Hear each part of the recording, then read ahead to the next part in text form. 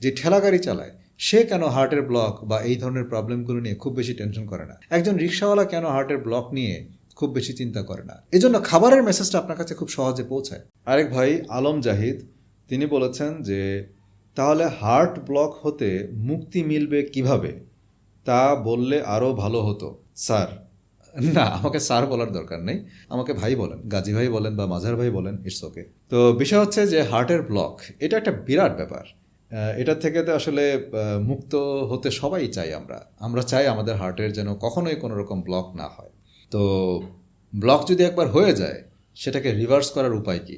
অনেক উপায় আছে। মার্কেটে অনেক ধরনের থিওরি বলেন বা অনেক ধরনের মেথড আপনি পাবেন। ইন্টারনেটে যদি একটু ঘাটেন সেখানে ডায়েট প্রোটোকল আছে, এক্সারসাইজ প্রোটোকল আছে, আবার বিভিন্ন ধরনের টোটকা ফটকা শর্টকাট মেথডও আছে। এবং আমি সবসময় বলি যে ডাক্তারের সঙ্গে কথা বলে পরামর্শ করে আপনি আপনার যে কর্মপন্থা, আপনার জন্য যেটা করণীয়, আপনি সেটা ঠিক করার আগে অবশ্যই ডাক্তারের সঙ্গে কথা বলবেন। আমি মেডিকেল ডক্টর না, আমি ইয়োগা টিচার, ইয়োগা থেরাপিস্ট। আমি আপনাকে ব্যক্তিগতভাবে যেটা সাজেস্ট করব, আপনার খাবার দাবার নিয়ন্ত্রণ করতে হবে। বিশেষ করে আপনাকে কার্বোহাইড্রেট কমাতে হবে, আপনাকে প্রোটিন খেতে হবে এবং হেলদি ফ্যাট খেতে হবে। হেলদি ফ্যাট আলাদাভাবে খাওয়া বা ফ্যাট বা চর্বি হিসেবে আলাদাভাবে খাওয়ার প্রয়োজন নেই। আপনি যদি হেলদি ফ্যাট আছে এরকম বাদাম বা যে এরকম খাবারগুলো যদি আপনি খাবেন, সেই খাবার থেকে আপনি আপনার যে ফ্যাটগুলোকে কালেক্ট করতে পারেন। তবে যেই বিষয়টাকে আমি সবচেয়ে বেশি গুরুত্বপূর্ণ মনে করি সেটা হচ্ছে আপনাকে ফিজিক্যাল অ্যাক্টিভিটি বাড়াতে হবে। আসলে দেখেন, আমরা এখন আধুনিক যে জীবন, সেই জীবনে আমরা দেখা যায় যে আমাদের ফিজিক্যাল অ্যাক্টিভিটি কমতে কমতে এমন এক পর্যায়ে চলে আসছে যে আমরা সারাদিন হয়তোবা খুব বেশি অ্যাক্টিভিটি করি না। আমরা বাসায় থাকি, এই বেডরুম থেকে বাথরুম এটুকু পর্যন্তই, বা বড়জোর ড্রয়িং রুম। তারপর আমরা এখান থেকে চলে যাই অফিসে যাওয়ার সময়ও কোনো একটা ট্রান্সপোর্টে করে যাই, বাইক বা গাড়ি বা রিক্সা, কোনো না কিছুতে যাই। তারপর সেখানে গিয়ে আবার হয়তো বা এসিতে বসে কাজ করি, হয়তো সামান্য টুকটাক হাঁটাহাঁটি হয়। তারপর আবার সেখান থেকে বাসায় চলে আসি, বাসায় চলে এসে আবার সেই ড্রয়িং রুম, টিভি বা বেডরুম, এর মধ্যেই আমরা সীমাবদ্ধ।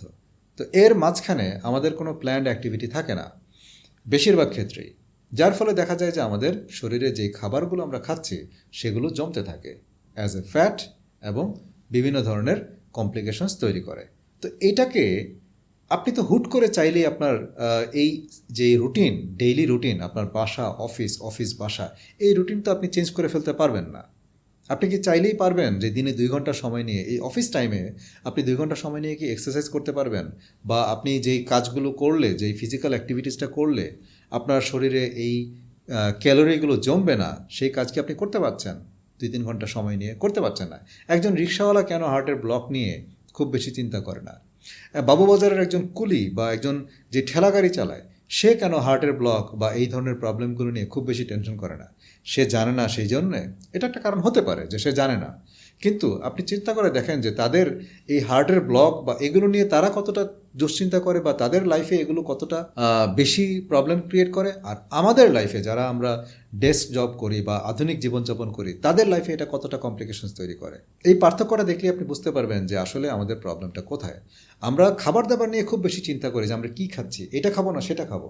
খাবারের কথা যারা বলে তারা খুব রাতারাতি কিন্তু মানুষের কাছে অ্যাকসেপ্টেন্স পেয়ে যায়। কেন?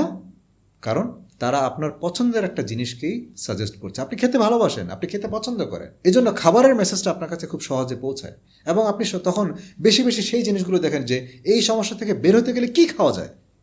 আরে ভাই, কী খাওয়া যায় সেটা চিন্তা না করে আপনি কী করা যায় সেটা চিন্তা করেন।